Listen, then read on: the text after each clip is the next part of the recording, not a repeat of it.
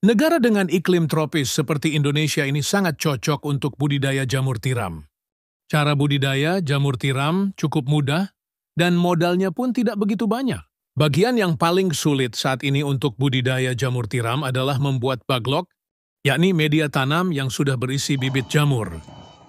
Namun nggak perlu khawatir jika Anda baru pertama kali terjun di dunia jamur tiram, sementara untuk urusan baglok yang sudah siap tumbuh, bisa pergi ke orang lain terlebih dulu.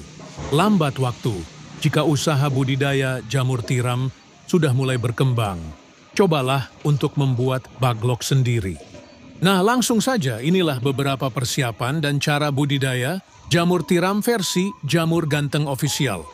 Yang pertama, menyiapkan kumbung. Kumbung ialah semacam rumah untuk jamur, yakni tempat untuk manaruk dan merawat baglok hingga tumbuh jamur siap panen. Di dalam kumbung tersebut terdapat rak yang bertingkat, biasanya terbuat dari kayu atau bambu, dindingnya bisa menggunakan papan atau paranet. Dan pada bagian atap menggunakan genteng, jangan menggunakan seng atau asbes yang mudah mendatangkan panas. Bagian lantai sebaiknya dibiarkan menggunakan tanah, agar saat terkena air mudah meresap. Sedangkan untuk ukuran rak, bisa Anda sesuai sendiri tergantung ukuran kumbung dan baglok yang akan dibudidaya.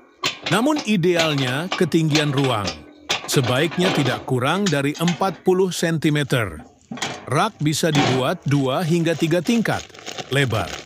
Rak 40 cm dan panjang setiap ruas rak 1 meter. Setiap ruas rak bisa memuat 70 hingga 80 baglok. Kemudian menyiapkan baglok. Perlu kalian tahu, kualitas baglok yang bagus sangat mempengaruhi pertumbuhan dari jamur itu sendiri. Baglok ialah media tanam untuk meletakkan bibit jamur yang terbuat dari serbuk gergaji. Serbuk kayu tersebut dimasukkan ke dalam plastik berbentuk silinder dan pada ujung plastik diberi lubang, di mana lubang tersebut nantinya jamur tiram akan tumbuh keluar. Saat ini baglok jamur tiram YJ berbobot 1 kg dijual, kisaran harga 3.000. Cara merawat baglok. Pertama, silahkan letakkan baglok pada rak yang sudah berada di kumbung. Anda bisa menyusunnya secara vertikal atau horizontal.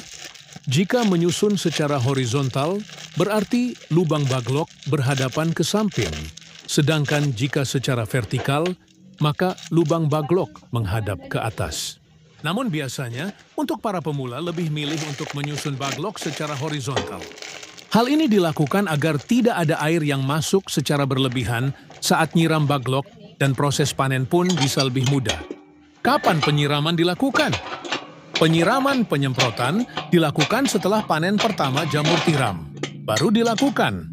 Penyiraman biasanya dilakukan sebanyak 3 kali dalam sehari. Lakukan penyiraman dengan sprayer atau sistem kabut frekuensi. Penyiraman 2-3 kali dalam sehari tergantung suhu dan kelembaban kumbung. Proses panen. Inilah proses YG terakhir, yakni panen budidaya jamur tiram. Bila baglok yang digunakan permukaannya telah tertutup sempurna dengan miselium, biasanya dalam waktu 1 hingga 2 minggu sejak pembukaan tutup baglok. Baglok yang memiliki bobot sekitar 1 kg akan menghasilkan jamur sebanyak 0,7 kg. Jamur akan tumbuh dan sudah bisa dipanen jika dirawat dengan baik dan benar. Baglok jamur bisa dipanen hingga 4-5 kali panen. Setelah itu, baglok dibuang atau bisa digunakan bahan ompos. Pemanenan dilakukan terhadap jamur yang telah mekar dan membesar tepatnya bila ujung-ujungnya telah terlihat meruncing. Bila masa panen lewat setengah hari saja, maka warnanya menjadi agak kuning kecoklatan. Bila sudah selesai itu, jamur cepat layu dan tidak tahan lama. Kemudian jarak panen pertama ke panen kedua berkisar 2 hingga 3 minggu. Semoga bermanfaat dan barokah. Amin, amin, amin. Monggo YJ minat mau usaha jamur tiram, bisa diorder baglok jamur tiramnya via 108 5259 352057 atau via Shopee Yayan Mushroom, gratis, konsultasi seputar dunia perjamuran, tidak usah khawatir, takut gagal siap dibimbing sampai berhasil.